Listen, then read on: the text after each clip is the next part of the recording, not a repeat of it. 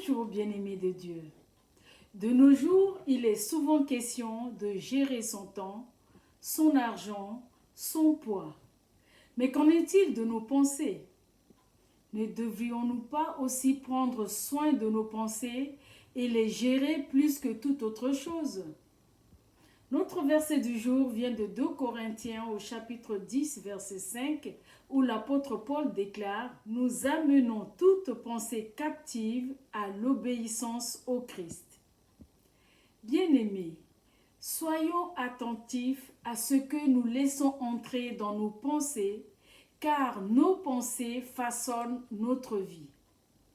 Mais comment gérer efficacement les flots de pensées qui jaillissent de toutes parts, depuis la maison, le travail, les médias, les réseaux sociaux, la famille et les amis, des pensées qui nous submergent et qui essaient de nous engloutir? La réponse est étonnamment simple. Soumettre ses pensées à l'autorité de Jésus, comme notre verset du jour nous exhorte à faire.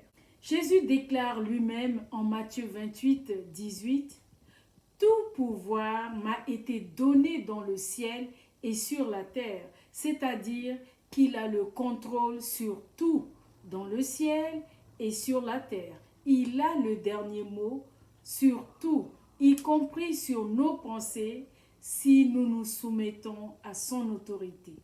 Notre esprit est une porte ouverte sur notre cœur. Lorsqu'une pensée douteuse survient, nous avons le choix entre ouvrir la porte et la laisser entrer et subir les éventuelles conséquences, ou faire ce que dit la Bible, c'est-à-dire s'emparer de toute pensée pour la mener captive à l'obéissance du Christ. En d'autres termes, neutraliser la pensée à la lumière de la parole de Dieu avant qu'elle ne nous neutralise. Supposons, bien-aimé, que par manque de confiance en toi, tu aies tendance à te rabaisser en mettant toujours tes points faibles en avant.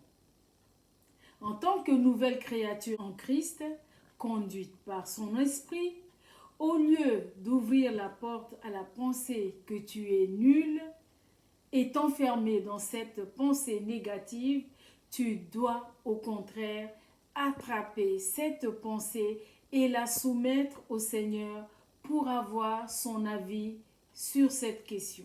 Comment connaître alors son avis? Tout simplement en ouvrant notre Bible pour découvrir ce que Dieu dit à ce sujet. Par exemple, en Éphésiens 2:10, nous apprenons que nous sommes son ouvrage, nous avons été créés en Jésus-Christ pour des œuvres bonnes que Dieu a préparées d'avance.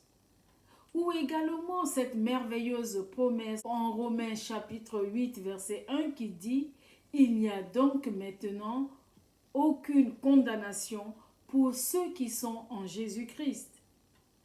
Toute pensée qui va à l'encontre de la parole de Dieu n'a aucun droit d'entrer dans nos pensées.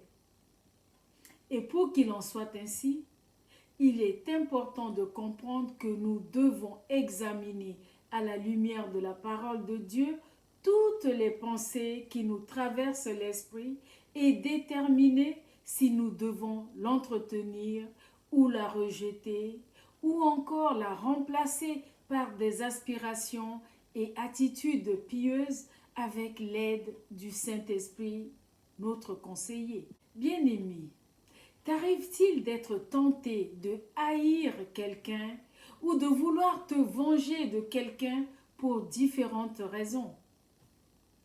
Confie ces pensées au Saint-Esprit chaque fois qu'elles surviennent. En effet, l'écoute du Saint-Esprit amène toujours à remplacer les pensées haineuses de vengeance par de bonnes œuvres. Prier pour la personne, par exemple, lui manifester de l'amour, lui rendre un service, etc. C'est ainsi que le Saint-Esprit nous amène à fermer la porte à Satan et l'empêcher de venir semer en nous ces mauvaises graines. Amen. Prions ensemble. Seigneur Jésus, nous reconnaissons que par nos propres forces, nous ne pouvons rien faire de bon. Et nous serions vite débordés, submergés par des mauvaises pensées qui ne te glorifient pas. Nous voulons demeurer dans ta parole et la mettre en pratique. Donne-nous la sagesse et le discernement nécessaires pour mieux gérer nos pensées. Donne-nous de recevoir les pensées d'en haut et de les faire nôtres pour la gloire de ton nom. Au nom de Jésus. Excellente journée dans la confiance absolue à la direction du Saint-Esprit. Soyez tous bénis.